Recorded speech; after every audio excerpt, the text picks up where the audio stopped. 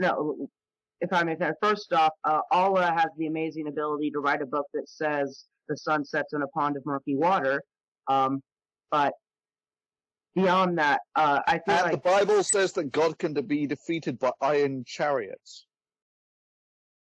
The concept of God becomes useless, and not just useless, it's detrimental, it's counterproductive, because everything that we had once ascribed to supernatural causes, had we been satisfied with that, and sadly we were for centuries in many cases, had we remained satisfied with that, we never would have found out the truth. Like we once thought that diseases were caused by demons. The founder of the Protestant church, for example, wrote this, that that doctors were fools for treating diseases as if they came from material causes, when all good Christians of his day knew that they were actually a matter of demonic possession, as was mental issues. Schizophrenia and epilepsy was supposed to be a demonic possession, and of course lightning was supposed to be Zeus challenging liars, and then you had the volcanoes that needed to eat an occasional virgin or they would go off.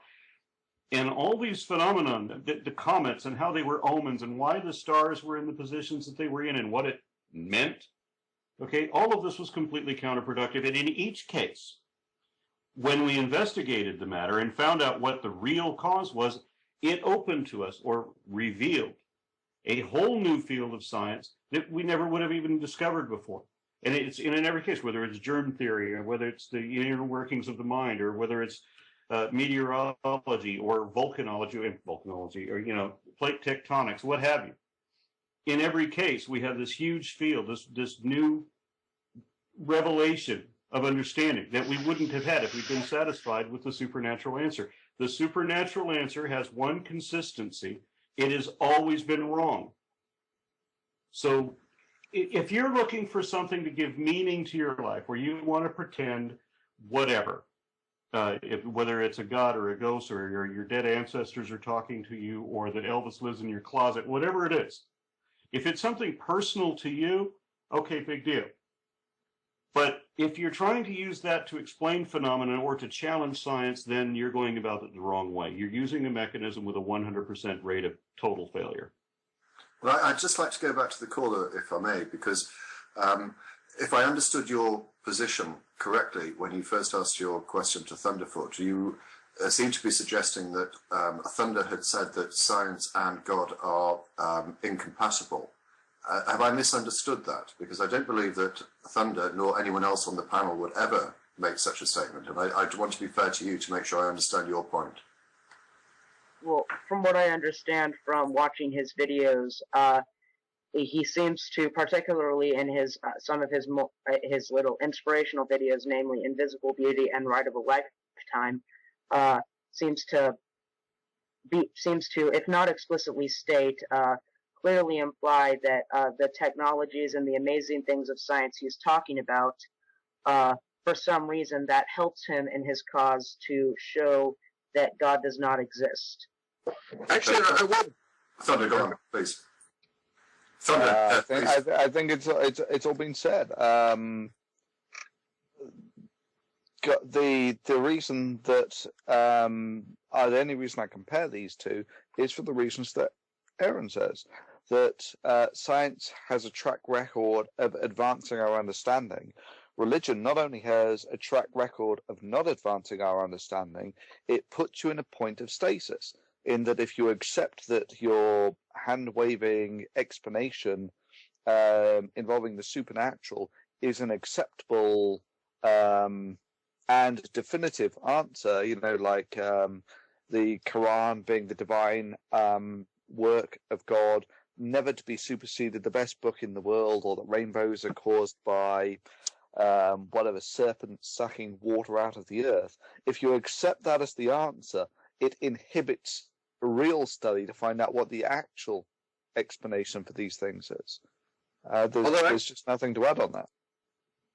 Yeah, actually, I would kind of go, if I can hop in here for a second, I would say that if you did take the strict scientific method, the outlook on life, and applied it across the board and did apply it to religion, then yeah, I actually would say that the scientific method and God so far are incompatible.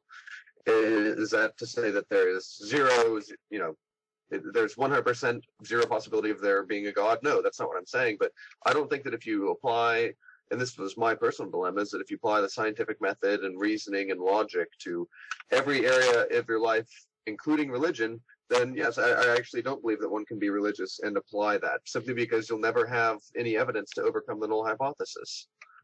I mean, just going back to the caller again, I just wonder whether you consider that science could or could not prove the existence of your particular God.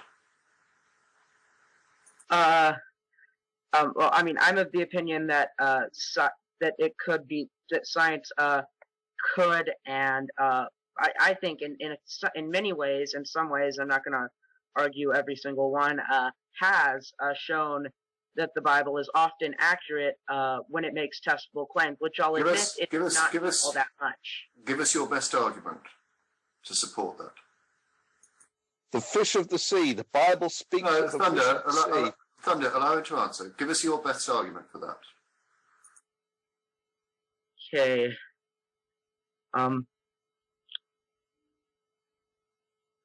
I'd say my favorite is the sterilization. I forget exactly where this is in the Bible, but at one point the Israelites had just been to war, and God commands them to take everything made of, lists every material that they presumably would have had that would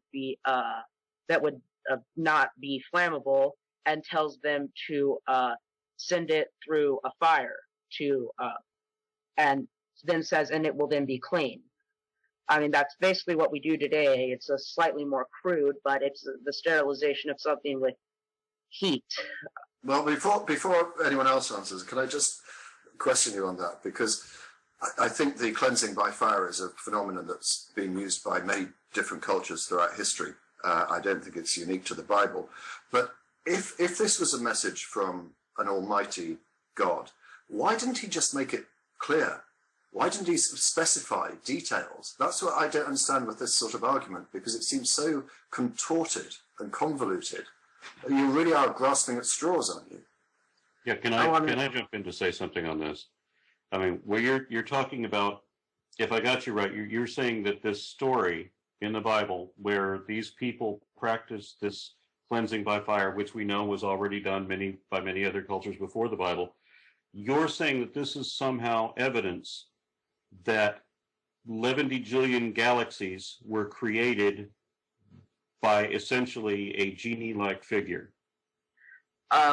Okay, to respond to that, it's not evidence of that part of the Bible. It's not evidence of that specific event. It's also not evidence of a flood, but it is evidence that the Bible holds a certain account or amount of scientific foreknowledge. And if the Bible is right in one place, okay, let me clarify this then. Have you seen the Indiana Jones trilogy? Okay, did you see the scene where Indiana Jones bumps into Adolf Hitler? We know, and we can prove, there was an Adolf Hitler. There was a Germany, and that story took place in Germany, at least that part of it. So if that story is right in that one place, well, then, the whole story could be right. The Temple of Doom and all of that. But more likely, since we know absolutely for certain that there was never any global flood, and we know absolutely for certain that the Tower of Babel did not happen the way the Bible described, and since we know so many other things that the Bible is completely wrong, then what I could state is this: if God exists, the Bible is still wrong. God can't save that. God can't change it. The Bible's wrong regardless. Evolution, by the way, is still a demonstrable fact of science, regardless whether God exists or not. So we have a fact. Evolution is at least remotely true. Most of what we can show of it. The Bible is largely false. And if we assume that your God exists, we have to account for these other two facts. The Bible does not get to become true suddenly. And we do not get to negate what we've already proven to be true. So do you have evidence, or do you think that your God could actually be produced in some way? The Bible clearly can't do it. Okay. First off, let me say I feel this does somewhat go away from the original question, but I think what the problem was, I was misunderstanding Thunderfoot's position slightly. But okay, prove God without the Bible. Well, the way I would here's the thing: I can prove a God philosophically without independent of the Bible. But please, in that case, please do. No Yeah, more because prize we all- incoming. We all thought that No, God was- all right, let him do so. If you claim Well, that you can if I may, prove just prove correct God by philosophically, then please go ahead and do so. Okay. Okay. Well, the first step is to establish a first cause of the universe, and then later to prove that it must be an agent. And once we have an agent that creates How the did you, universe, just out of interest, how did you establish that there was a first cause? because otherwise there is an infinite regress. No. That's No. how did you actually deduce that there was a first cause? You made an assertion, not an argument. Yeah. Because if there is not a first cause, then there's an infinite regress. No. The point that I'm getting at is it's inductive reasoning, right? That you have observed in your life that things have causes, and therefore you have made the extrapolation that everything has a cause. Now, that's a fair enough extrapolation for your everyday life. But we know that the universe is not greatly as we perceive it once you get into the relativistic, once you get into the quantum worlds, right? Yeah, but not only that. Intuition doesn't Right. serve you well here. Well, And there's- the longer the extrapolations that you make, the less likely they are to be correct, which is why inductive reasoning about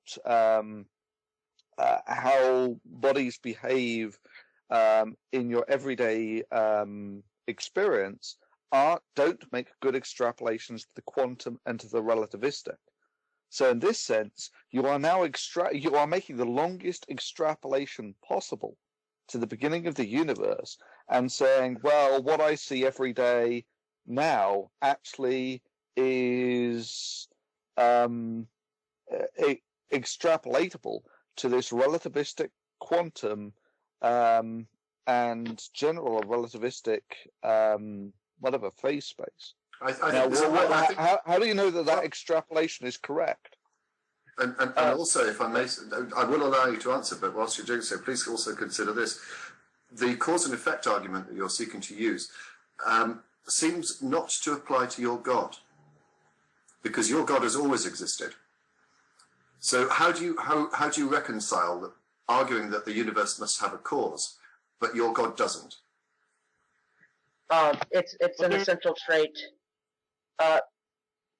It's an essential trait of That's the an universe. assertion. Okay, so we Yeah, have again, an it's essential trait of the universe that matter has always existed. It's changed states from energy to material, but it's always existed.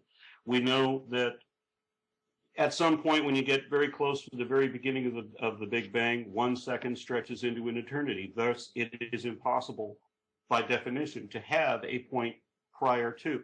Now, what was the catalyst? Okay, you want to find a first cause in the form of a catalyst? Let's say there was one. Okay, I can think of a number of possibilities for a first cause for this event that would never imply that the universe, zillions of galaxies, were all coughed into being by an anthropomorphized evolved ape that was conceived in the Bronze Age. About a genie-like character, we're talking about something that uses magic powers. I suggest that if we find the first cause for the origin of the universe, it will be infinitely more interesting and more amazing than our concepts of God. And that the idea of gods came from primitive people who were sculpting things out of clay and imagined that, hey, if I can make this out of clay, maybe somebody made me out of clay and then magically enchanted me. And that's where the whole idea came from.